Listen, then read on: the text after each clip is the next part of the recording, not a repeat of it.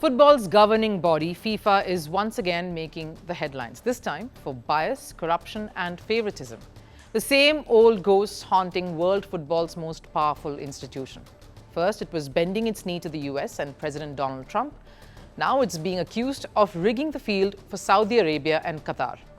Two nations fast becoming the faces of FIFA's favour. Has FIFA played favourites here, and is it succumbing to influence?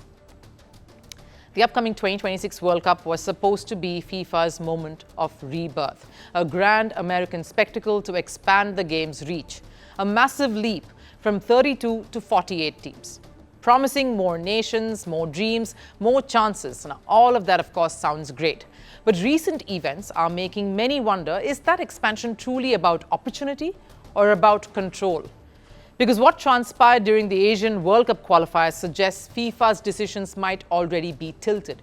Saudi Arabia and Qatar were handed preferential treatment. That's the allegation here.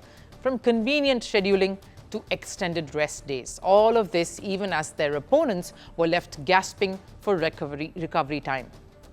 And these aren't baseless rumors. They've sparked a wave of outrage across Asian football federations because what's being questioned here is FIFA's integrity itself. First, how does qualification work here? 46 teams enter the competition for 8 direct spots at the finals. 20 lower-ranked sides compete for 10 spots in round 1. 36 teams play for 18 places in round 2.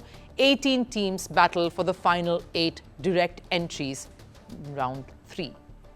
Now, among those 8 are Qatar and Saudi Arabia. They made it through, but that's when the questions arose. Was the route all fair?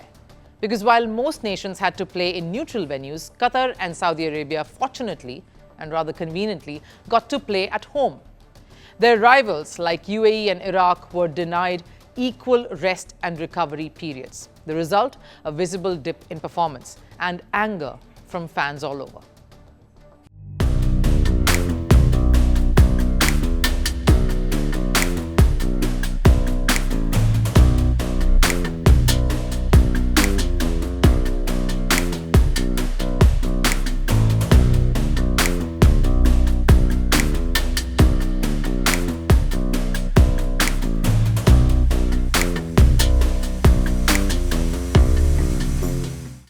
But this is not a one-off case. This is a part of a pattern that started years ago. When Qatar was handed the 2022 World Cup, the world erupted.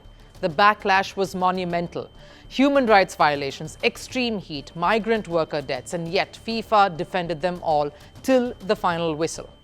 If you fast forward to today, Saudi Arabia has been handed hosting rights for the 2034 edition without a real contest. No bidding war, no debate, just one candidate and one decision, and one predictable outcome. Australia, the only potential rival here and the rival bidder, withdrew at the last moment. Sources, of course, suggest FIFA's internal messaging made it clear the deal was already sealed. The FIFA World Cup 2034 will be Saudi Arabia.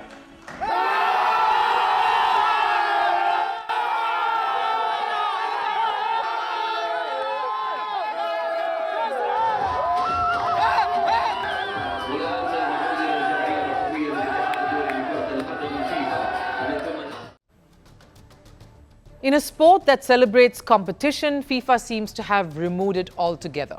Money, influence and power seem to have officially replaced all else, and no one embodies that more than Saudi Arabia, a country that's bulldozing its way into global football by hosting Spanish domestic competitions, investing in English clubs and sponsoring teams from Manchester to Milan. Meanwhile, Qatar continues its influence through PSG, its national carrier Qatar Airways, and deep sponsorship pipelines across the sport. And FIFA, it seems more than comfortable sitting back and cashing it all in. Under Gianni Infantino, FIFA has morphed into something unrecognizable, a corporate empire wearing a sports badge. Infantino's close ties to Gulf rulers are no secret here. He's often seen in Riyadh praising their vision for world football, the same script once used to justify Qatar's World Cup. But this time, the damage is far deeper, and every decision here on FIFA makes is seen through one lens alone: who benefits. The World Cup qualifiers were meant to celebrate possibility, a platform where even the smallest nations could dream.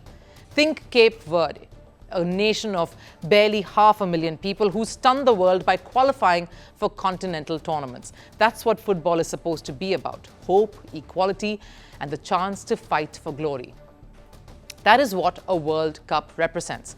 Level playing field for all, giving a chance for miracles to possibly happen. That's what sport is about.